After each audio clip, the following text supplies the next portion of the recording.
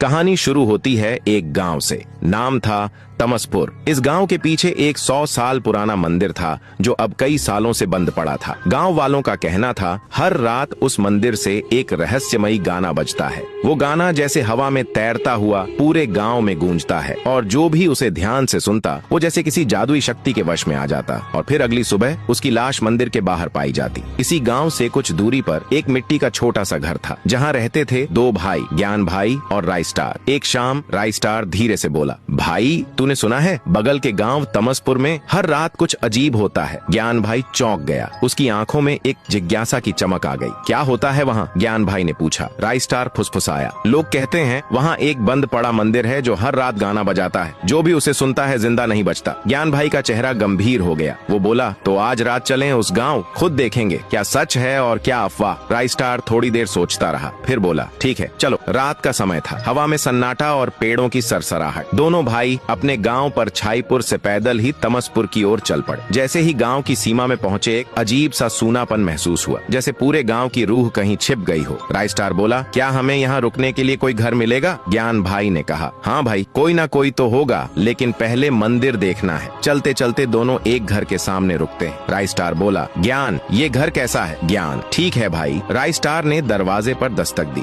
थोड़ी देर बाद एक सुनहरी आंखों वाला बूढ़ा आदमी बाहर आया। राइस्टार बोला, हम एक रात के लिए आपका घर रेंट पर लेना चाहते हैं। वो आदमी कुछ नहीं बोला, बस गर्दन हिलाई और अंदर चला गया। दोनों भाई भी उसके पीछे अंदर चले गए। रात हो चुकी थी। चांद बादलों के पीछे छिप चुका था। अचानक वही रहस्यमयी गाना पूरे गांव में गूंजने लगा। दोनों भाई बाहर आकर खड़े हो गए। हवा में डर था पर गाने में कोई मनोहर खींच। राइस्टार बोला, भाई बाहर कोई नहीं है, चलो अंदर चलते हैं। राइस्टार अंदर चला गया, लेकिन ज्ञान भाई वो उस गाने को ध्यान से सुनने लगा। धीरे धीरे उसके चेहरे पर एक अजीब सी शांति छा गई। उसके कदम अपने आप मंदिर की तरफ बढ़ने लगे। राइस्टार ने पीछे से आवाज दी, ज्ञान इतनी रात को कहाँ जा रहा है रे? रुक जा जरा। राइस्टार उसका पीछा करता है। कुछ देर में दोनों मंदिर के सामने होते हैं। राइस्टार जोर से चिल्लाता है, ज्ञान रुक। ज्ञान रुकता है, पीछे मुड़ता है। राइस्टार पास आता है और उसे जोर से एक थप्पड़ मारता है। कोई बात है तो बता, पर ऐसा मत कर, मुझे बहुत डर लग रहा है भाई। ज्ञान कुछ नहीं बोलता, बस मंदिर की ओर देखता है और धीरे से गेट खोल देता है। गेट खुलते ही गाने की आवाज और तेज हो जाती है। अब उसमें कुछ डरावनी औरतों की रोने की आवाजें भी मिल जाती हैं। दोनों भाई डर के मारे वहां से भाग जाते हैं। अगले कुछ दिनों तक ज्ञान भाई हमेशा खोया खोया सा रहने लगा। कभी पेड़ की जड़ों को घूरता तो कभी खुद से बात करता। और फिर एक रात जब दोनों सो रहे थे, फिर वही गाना बजा। क्या ज्ञान भाई फिर से वहां चले गया? क्या राइस्टार ज्ञान भाई को बचा पाएगा?